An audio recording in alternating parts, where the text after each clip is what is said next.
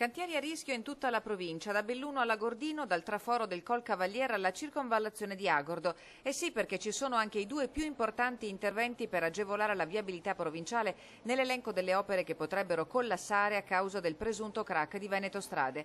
È necessario ricomporre la situazione che è davvero drammatica, dice Renato Bressan, segretario provinciale della CGIL. La situazione è tale per cui qui non basta andare in piazza, cioè qui bisogna cercare, come è nelle nostre tradizioni, mettere in campo una proposta. Tutto il territorio veneto subirà le conseguenze della situazione che si prospetta per Veneto Strade, ma per Belluno la situazione potrebbe diventare, se possibile, ancor più drammatica. Per questo il PD si appella al Comune di Belluno affinché convochi urgentemente le forze sociali ed economiche, parlamentari e consiglieri regionali per un'azione comune, forte e condivisa nei confronti del governo centrale e in particolare della Regione Veneto, che è anche socio di maggioranza della società.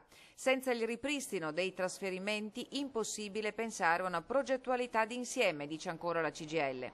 Quando tu hai saltato un anno di manutenzione in montagna, cioè tu ti trovi le strade disastrate, cioè questo che probabilmente con calma bisogna spiegargli, insomma.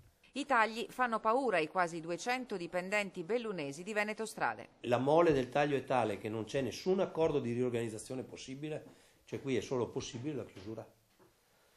Quindi per questo che abbiamo deciso che a questo punto dobbiamo chiedere anche ai nostri politici, ai consiglieri, ai parlamentari di tentare di capire qual è per davvero la situazione e mettere in campo idee per tentare di risolverla.